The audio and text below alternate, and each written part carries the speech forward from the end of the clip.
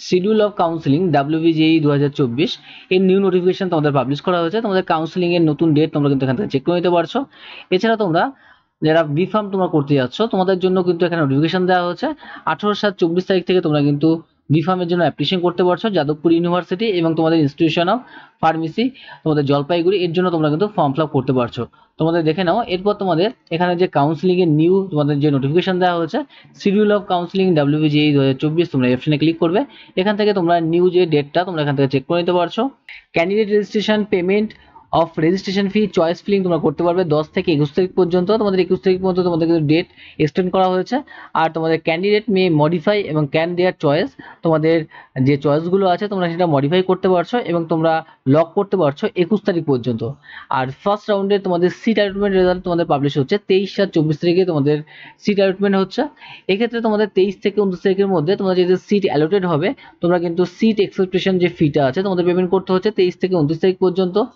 এবার তোমরা যারা কোনো আপগ্রেশন তোমরা করবে না, নো অপশন তোমরা আপগ্রেশন করতে যাচ্ছ, তোমাদের কলেজে যে সিটে তোমাদের অ্যালটমেন্ট হচ্ছে সেখানে তোমরা অ্যাডমিশন নিতে যাচ্ছ, আর তোমাদের যাদের ফার্স্ট চয়েস তোমাদের আসবে সেক্ষেত্রে তোমাদের কিন্তু অ্যাডমিশন নিতে হচ্ছে সেটা 23 থেকে 29 তারিখের মধ্যে।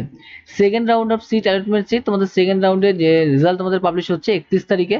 আর তোমাদের সেক্ষেত্রে ফ্রেশ অ্যালটমেন্ট যাদের তোমাদের আগে তোমাদের ফার্স্ট রাউন্ডে তোমাদের সিট অ্যালটেড হয়নি, তোমাদের সেকেন্ড রাউন্ডে তোমাদের সিট অ্যালটেড হয়েছে, তাদের জন্য তোমাদের ফি এক্সেপ্টেশন ফি থাকছে 31 থেকে 3 তারিখের মধ্যে তোমরা সেই এক্সেপ্টেশন ফিটা তোমাদের পেমেন্ট করতে হচ্ছে।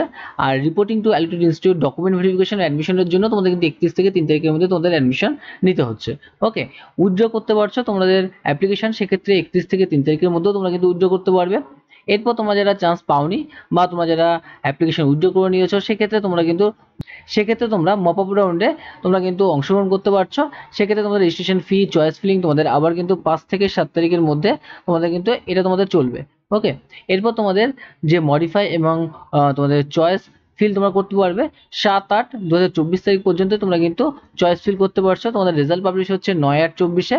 এরপর তোমাদের একই রকমভাবে তোমাদের যে ফি এক্সেপ্টেশন যে ফিটা রয়েছে সেক্ষেত্রে তোমাদের 9 থেকে 12 তারিখের মধ্যে তোমাদের কিন্তু এক্সেপ্টেশন ফি তোমাদের পেমেন্ট করতে হচ্ছে। 9 থেকে 12 তারিখের মধ্যে তোমাদের ডকুমেন্ট ভেরিফিকেশন এবং তোমাদের অ্যাডমিশন হবে। প্রত্যেককে ভিডিও দেখার জন্য থ্যাংক ইউ। আর যদি তোমাদের ভিডিও ভালো লাগে নিশ্চয়ই আমার চ্যানেলটিকে সাবস্ক্রাইব করবে।